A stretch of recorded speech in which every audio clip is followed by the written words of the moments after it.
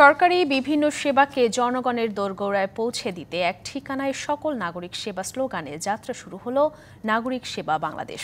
সন্ধ্যায় রাষ্ট্রীয় অতিথি ভবন যমুনায় এই সেবার পাইলট প্রকল্পের উদ্বোধন করেন প্রধান উপদেষ্টা ডক্টর মোহাম্মদ ইউনূস। প্রকল্পের আওতায় রাজধানীর গুলশান, উত্তরা ও নীলক্ষেত এলাকায় নাগরিক সেবা কেন্দ্র স্থাপন হয়েছে। এসব কেন্দ্রে প্রশিক্ষিত লোকজন সেবা দেবেন। প্রধান উপদেষ্টা জানান, এর মাধ্যমে সেবা প্রত্যাশীদের দীর্ঘদিনের ভোগান্তি থেকে মুক্তি মিলবে। জাতীয় পরিচয়পত্রে প্রায় 50% জন্ম তারিখ সঠিক নয় বলেও জানান প্রধান উপদেষ্টা। তাই শিশুদের জন্মের পর সংশ্লিষ্ট হাসপাতাল বা ক্লিনিক থেকেই যাতে জন্ম নিবন্ধন করার ব্যবস্থা থাকে, এর আহ্বান জানান তিনি। একই সাথে এবারের জাপান সফরে 1 লাখ শিক্ষার্থীকে জাপানি ভাষা শিখে সে দেশে বিভিন্ন সেক্টরে কাজের সুযোগের বিষয়ে কথা অগ্রগতি হবে বলেও আশা প্রকাশ করেন প্রধান উপদেষ্টা।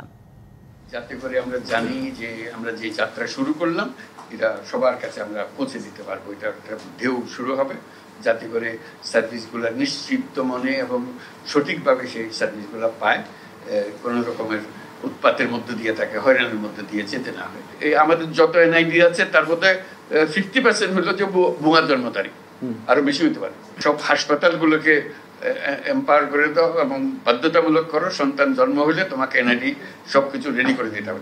নগদ পেমেন্টে 500 টাকা পর্যন্ত ক্যাশব্যাক আর লেনদেনে প্রতিদিন ডিপ ফ্রিজ এবং ঘন্টায় ঘন্টায় এসি, টিভি সহ দারুণ সব গিফট।